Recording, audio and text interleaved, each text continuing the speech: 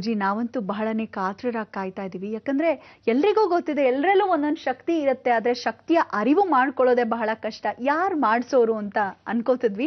ನೀವು ಹೇಳಿದ್ರಿ ಅದರ ಅರಿವು ನಾನ್ ಮಾಡಿಸ್ತೀನಿ ಅಂತ. ಅದು ಹೇಗೆ ಗೊತ್ತಾಗತ್ತೆ ಗುರುಜಿ?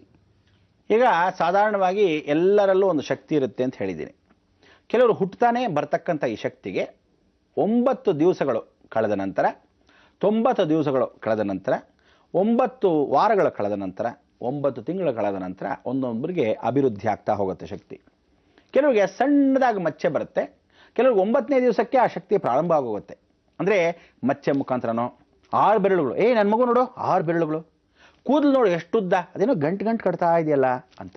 ಕೆಲವರಿಗೆ ದೇಹಕ್ಕೆ ಪೂರಕವಾಗಿರತಕ್ಕಂಥ ಮಗುಗೆ ಯಾವುದೋ ಒಂದು ಅಂಗ ವಿಶೇಷವಾಗಿ ಹೀಗೆ ಬಂದಿರೋಗಿರುತ್ತೆ, ಅಥವಾ ಯಾವುದೋ ಕಾಲು ಬಹಳ ಉದ್ದ ಒಂದು ಚಿಕ್ಕದಾಗಿರುತ್ತೆ. ಅದನ್ನೆಲ್ಲ ಅಂಗವಿಕಲರು ಅನ್ಕೋಬಾರ್ದು. ಕೆಲವರಿಗೆ ಪೋಲಿಯೋ ಆಗೋಗಿರುತ್ತೆ, ಪೋಲಿಯೋ ಆದ ತಕ್ಷಣಕ್ಕೆ ಚಿಕ್ಕ ವಯಸ್ಸಲ್ಲೇ ಆಗೋಗಿರುತ್ತೆ ಹಾಗೆ. ಆದರೆ ಅಂಗವಿಕಲ ಅನ್ಕೋಬಾರ್ದು. ಯಾಕೆಂದರೆ ಆ ಶಕ್ತಿ ಆ ಸ್ಥಳದಲ್ಲಿ ಹೆಚ್ಚಾದಾಗ ಆ ಮಕ್ಕಳಿಗೆ ಅದನ್ನೇ ಶಕ್ತಿ ಅಂತ ಅನ್ಕೋಬೇಕು.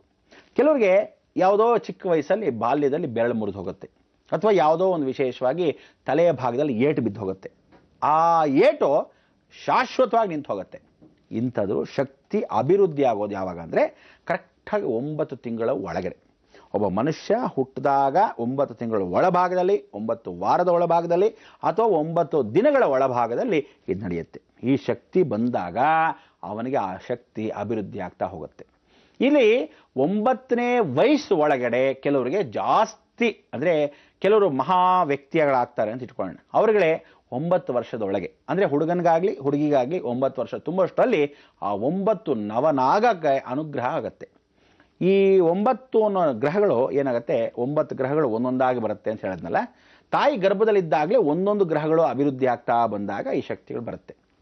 ಮಚ್ಚೆ ಮುಖಾಂತರ, ಮೆಲಗಣ್ಣು ಮುಖಾಂತರ, 6 ಬೆರಳುಗಳ ಮುಖಾಂತರ, ಅಥವಾ ಯಾವುದಾದ್ರೂ ಒಂದು ಅಂಗಗಳನ್ನು ನೀಚನಾಗಿ ಮಾಡಿದಾಗ, ಅಥವಾ ಯಾವುದೋ ವಿಶೇಷವಾದ ಕಲೆಯನ್ನು, ಗರ್ಡ್ಮಚ್ಚೆ, ನಾಗಮಚ್ಚೆ, ಏನನ್ನು ನೀವೇನೋ ಹೆಸರುಗಳು ಇಟ್ಕೊತೀರಾ 108, ಬಾಯಲ್ಲಿ ಮಚ್ಚೆ, ನಾಲ್ಗೆಯಲ್ಲಿ ಮಚ್ಚೆ ನೋಡಿ. ವಿಶೇಷ ಅಂದರೆ ಕಣ್ಣಿಗೆ ಒಂಥರ ಕಣ್ಣು, ಕೆಲವರಿಗೆ ನೀಲಿಗಣ್ಣು ನೋಡಪ್ಪ ಹಾವಿನ ಕಣ್ಣಿದ್ದಾಗಿದೆ, ಕೆಲವರಿಗೆ ಬೆಕ್ಕಿನ ಕಣ್ಣಿದ್ದಾಗಿದೆ ಅಂತ ಒಂದೊಂದಾಗಿ ಹೇಳ್ತೀರಾ. ಇದು ಅವರವರ ಶಕ್ತಿ. ಕೆಲವರಿಗೆ ಹಲ್ಲು, ಆ ಮೇಲೆ ಹಲ್ಲು ಬಂದ್ಬಿಟ್ಟಿರುತ್ತೆ, ಗೊತ್ತಿರಲ್ಲ ಹಲ್ಲುಬ್ಬು, ಅಯ್ಯೋ ಅಳಿಲ್ ಹಳ್ಳಿದ್ದಾಗಿದೆ, ಅಳಿಲ್ ಹಲ್ಲಿದ್ದರೆ ಸಂತೋಷ, ಹಲ್ಲುಬ್ಬು ಅಂದ್ಬಿಡ್ಬಾರ್ದು ಸದ್ಯ. ಕೆಲವು ಏನು ಮಾಡ್ತಾರೆ ಗೊತ್ತಾ, ಅಯ್ಯೋ ಕ್ಲಿಪ್ ಹಾಕ್ಸ್ಕೊಂಬರೋಣಪ್ಪ ಅಂತಾರೆ. ಕೆಲವು ಎಷ್ಟೇ ಪ್ರಯತ್ನ ಪಟ್ಟರು ಅಕಸ್ಮಾತ್ ಅದು ಹಲ್ಲುಬ್ಬಿಂದು ಶಕ್ತಿ ಅಲ್ಲ ಅಂದರೆ ಹಣೆ ಬರೆದಲ್ಲೂ ಬರೆದುಬಿಟ್ಟಿರುತ್ತೆ, ಇಲ್ಲ ಇವನು ಚೇಂಜ್ ಮಾಡ್ಕೊಂಡ್ಬಿಡ್ತಾನೆ, ಚೇಂಜ್ ಮಾಡ್ಕೊಂಡಾಗ ಕ್ಲಿಪ್ ಹಾಕ್ಕೊಂಡಾಗ ಅದು ಸರಿ ಹೋಗುತ್ತೆ, ಆದ್ದರಿಂದ ಅದು ಶಕ್ತಿ. ಕೆಲವ್ರಿಗೆ ಶಕ್ತಿ ಅಲ್ವೇ ಇಲ್ಲ, ಕೆಲವ್ರಿಗೆ ಹಲ್ಲುಬ್ಬು ಮಾಡಿಸ್ಕೊಳ್ಳೋಕ್ಕೆ ಆಗಲ್ಲ ನೋಡಿ, ಹಾಗೇ ಉಳಿದೋಗಿರುತ್ತೆ, ಆ ಶಕ್ತಿ ಅಲ್ಲಿ ಸೇರ್ಕೊಂಡ್ಬಿಡುತ್ತೆ.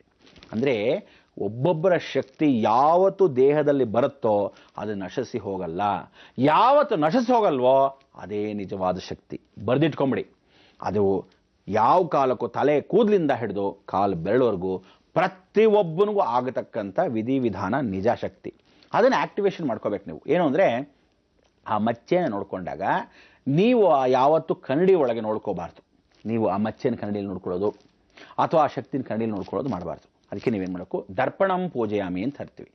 ಆ ತೆಂಗಿನಕಾಯಿನ ನಾನೇನು ಹೇಳಿದೆ, ನಿಮ್ಮ ಶಕ್ತಿಗಳನ್ನು ಆಕ್ಟಿವೇಶನ್ ಮಾಡೋದು ಹೇಗೆ ಅಂತ. ಅದಕ್ಕೆ ಹೇಳೋದು, ಯಾವ ಕಾಲಕ್ಕೂ ಬೆಡ್ರೂಮ್ಗಳಲ್ಲಿ ಕನ್ನಡಿ ಹಾಕೋಬೇಡಿ. ಮಲ್ಕೊಳ್ಳೋದನ್ನು, ಗಂಡ ಹೆಂಡತಿ ಮಲ್ಕೊಳ್ಳೋದಾಗಲಿ, ನೀವು ಏಕಾಂಗಿಯಾಗಿ ಮಲ್ಕೊಳ್ಳೋದಾಗಲಿ, ಕನ್ನಡಿಗಳು ರಿಫ್ಲೆಕ್ಷನ್ ಮಾಡಬಾರ್ದು. ಮಲ್ಕೊಳ್ಳೋ ಮನುಷ್ಯನಿಗೆ ರಿಫ್ಲೆಕ್ಷನ್ ಮಾಡಿದ್ರೆ 5 ವರ್ಷಗಳ ಕಾಲ, ಏನಳೆ 5 ಇಯರ್ಸ್ ಕಮ್ಮಿ ಆಗಿ ಹೋಗ್ತೀರಾ. ಹುಷಾರು ಹೇಳಿದ್ದೀನಿ. ಅಂದರೆ ಅಯ್ಯೋ 45 ಇಯರ್ಸ್ ಬದುಕ್ತಾ ಇದೆ ಕಣೋ, 40 ಇಯರ್ಸ್ ಸತ್ತೋದೆ ಅಂದರೆ ಕನ್ನಡಿ ಹಾಕೊಂಡಿರ್ತೀರ, ನಿಮ್ಮ ಮನೆ ಬರ 5 ಇಯರ್ಸ್ ಕಮ್ಮಿ ಮಾಡಿಬಿಡ್ತಾನೆ, ಎಳೆದ್ಬಿಡ್ತಾನೆ.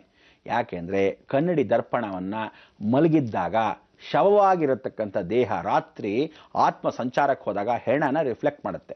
ಯಾವತ್ತು ರಿಫ್ಲೆಕ್ಟ್ ಮಾಡುತ್ತೋ 5 ವರ್ಷಗಳು ಹೀರ್ಕೊಂಡ್ಬಿಡುತ್ತೆ. ಬುಧ ಆಲ್ವೇಸ್ ಸಕಿಂಗ್ ಪ್ಲಾನೆಟ್ ಅಂತ ಕರಿತೀವಿ, ಅದು ಹೀರ್ಕೊಳ್ಳೋ ಗ್ರಹ ಅಂತ ಕರಿತೀವಿ. ಅದಕ್ಕೆ ಜಲವಾಗಿರ್ತಕ್ಕಂಥ ಮೆಟಲ್, ಅಂದರೆ ಹರಿತಕ್ಕಂಥ ಲೋಹ ಅದು ಅಂತ ಕರಿತೀವಿ.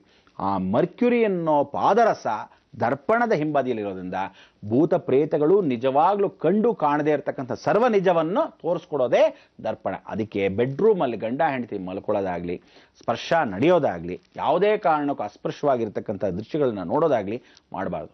ಯಾವಾಗ ರಿಫ್ಲೆಕ್ಷನ್ ಯಾವಾಗ ಆಗಬೇಕಾದ, ಊಟದ ಉಪಚಾರ. ಅದಕ್ಕೆ ಡೈನಿಂಗ್ ಟೇಬಲಲ್ಲಿ ಎಷ್ಟು ಕನ್ನಡಿಗಳಾಗ್ತಿರೋ ಭಾಳ ಚೆನ್ನಾಗಿರ್ತೀರ, ಆರೋಗ್ಯವಾಗಿರ್ತೀರ, ಅಭಿವೃದ್ಧಿ ಆಗತ್ತೆ. ಅದು ಅನ್ನ ಅಭಿವೃದ್ಧಿ ಆಗುತ್ತೆ, ದಾರಿದ್ರ್ಯವಾಗಲ್ಲ, ಅದೆಲ್ಲನೂ ಹೀರ್ಕೊಳ್ಳುತ್ತೆ, ಎಲ್ಲವನ್ನ ರಿಫ್ಲೆಕ್ಷನ್ ತೋರಿಸುತ್ತೆ, ಬಹಳ ಉನ್ನತವಾಗಿ ಅಭಿವೃದ್ಧಿ ಆಗ್ತಕ್ಕಂಥ ಒಳ್ಳೆ ಸ್ಥಾನಗಳನ್ನು ಕೊಡುತ್ತೆ, ಗೌರವಗಳನ್ನು ಕೊಡುತ್ತೆ. ಅದಕ್ಕೆ ಅನ್ನಪೂರ್ಣೇಶ್ವರಿನ ಯಾವತ್ತೂ ಕನ್ನಡಿಯಲ್ಲಿ ದರ್ಪಣದಲ್ಲಿ ಪೂಜೆ ಮಾಡಿದಾಗ ಬಹಳ ಉನ್ನತವಾಗಿರ್ತಕ್ಕಂಥ ವಿಚಾರ. ಅದಕ್ಕೆ ಇವತ್ತು ನೀವು ಏನು ಆ ಶಕ್ತಿಗಳಿದೆ ಅದನ್ನು ಹೇಗೆ ಮಾಡ್ಕೋಬೇಕು ಅಂತ ಹೇಳಿದೆ. ಇವತ್ತು ಒಬ್ಬರು ಮನೆ ಯಜಮಾನ, ನಾಳೆ ಮನೆ ಯಜಮಾನಿ, ನಾಡಿದ್ದು ಅವ್ರ ಮಕ್ಕಳು, ಹಾಗೆ. ಸೊ ಮನೆಯ ಹಿರಿಯದವ್ರನ್ನ ಯಾರಿಂದ ಸ್ಟಾರ್ಟ್ ಮಾಡ್ತಿರೋ ಅವ್ರ ಕೈಯಲ್ಲೇ ಆ ತೆಂಗಿನಕಾಯಿ ಇಡಿಸ್ಬೇಕು, ಅರಿಶಿನ ಚೆನ್ನಾಗಿ ಅವ್ರ ಕೈಯಲ್ಲೇ ಉಜ್ಜಿಸ್ಬೇಕು. ಆ ತೆಂಗಿನಕಾಯಿಗೆ ಪೂರ್ತಿ ಅರಿಶಿನವನ್ನು ಲೇಪನ ಮಾಡಬೇಕು, ಒಂದು ಕುಂಕುಮ ಇಡಬೇಕು. ಅದನ್ನು ದೇವ್ರ ಹತ್ರ ದೇವ್ರ ಮನೆ ಇಟ್ಬಿಟ್ಟು ರಾತ್ರಿ ಮಲಗಕ್ಕೆ ಮೊದಲು ಈ ತೆಂಗಿನಕಾಯಿನ ಇಟ್ಟು ಮಲ್ಕೋಬೇಕು. ಅದನ್ನು ನಿವಾಳಿಸಿ ಅವ್ರ ಕೆಳಗೆ ಇಟ್ಬಿಡ್ಬೇಕು. ಯಾರು ಮಲ್ಕೊತಾರೋ ಆವತ್ತಿನ ಆ ಮಂಚದ ಮೇಲೆ ಅವ್ರಿಗೆ ನಿವಾಳಿಸಿ ಆ ಮಂಚದ ಕೆಳಗೆ ಇಡಬೇಕು. ಇಡೋದು ಕೆಳಗಡೆ ಭಾಗದಲ್ಲಿ, ಅಂದರೆ ಮಂಚದ ಕೆಳ ಭಾಗದಲ್ಲೋ ಅಥವಾ ದಿವಾನ್ ಕೆಳ ಭಾಗದಲ್ಲೋ, ಇವರು ಎತ್ತ ಸ್ಥಾನದಲ್ಲಿ ಮಲ್ಕೊಂಡಾಗ ಆ ಕೆಳಗಿಡೋದು ಕರೆಕ್ಟಾಗಿ ಸೊಂಟದ ಕೆಳಗಿರಬೇಕು. ಅಂದರೆ ಮಧ್ಯನಾಡಿ ಅಂತ ಕರಿತೀವಿ. ಈ ಮಧ್ಯನಾಡಿ ಅಂದರೆ ವರ್ಟಿಬ್ರಾ ಎಲ್ಲಿ ಬರುತ್ತೆ, ಹಾವಿನ ನಾಡಿ ಎಂಡಾಗೋ ಜಾಗ, ಮಣಿಪುರ ಅಂದರೆ ಹೊಕ್ಕಳಿನ ಭಾಗ ಎಂಡಾಗೋ ಜಾಗ, ಮೂಲಾಧಾರ ಅಂದರೆ ಸೃಷ್ಟಿಯ ನಿಯಮಗಳು ಇರತಕ್ಕಂಥ ಜಾಗದಲ್ಲಿ, ಅಲ್ಲಿ ಇರೋ ಭಾಗದಲ್ಲಿ ಕರೆಕ್ಟಾಗಿ ಕುಜನ ಅಂಶ. ಅದಕ್ಕೆ ನಾನು ಹೇಳ್ತಿದ್ದೀನಿ, ಕೃಷ್ಣ ಪರಮಾತ್ಮನು ಆವಾಗಲೇ ಹೇಳಿದ್ದ, ಭೀಮಾ ತೊಡೆ ಅಂದ. ಅದಕ್ಕೆ ಕುಜದೋಷಗಳನ್ನು ಗಂಡಿಗಾಗಲಿ ಹೆಣ್ಣಿಗಾಗಲಿ ಹೋಗ್ತಕ್ಕಂಥದ್ದು ಮೂಲಾಧಾರ ಸ್ವಾಧೀನ, ಅಂದರೆ ಮೊಣಕಾಲಿಂದ ಹೊಕ್ಕಳಿನ ಕೆಳಭಾಗದವರೆಗೂ ಇದೆಲ್ಲ ಅಂಗಗಳು ಕುಜನ ಪಾರ್ಟ್ಸ್. ಅದಕ್ಕೆ ಕುಜ ಅಂದರೆ ಋಣ. ಆ ಋಣವನ್ನು ತೀರ್ಸೋಕ್ಕೆ ಹರ್ಷಣ ಅಂದರೆ ಗುರು ಮಂಗಳ ಯೋಗ. ಆ ಗುರುವನ್ನು ಹೀರ್ತಕ್ಕಂಥದ್ದು, ಮಂಗಳ ಗ್ರಹ ದೋಷಗಳಿರೋದು, ಶಕ್ತಿಗಳನ್ನ ಅಭಿವೃದ್ಧಿಪಡಿಸೋದು ಎಲ್ಲವೂ ಅದೇ.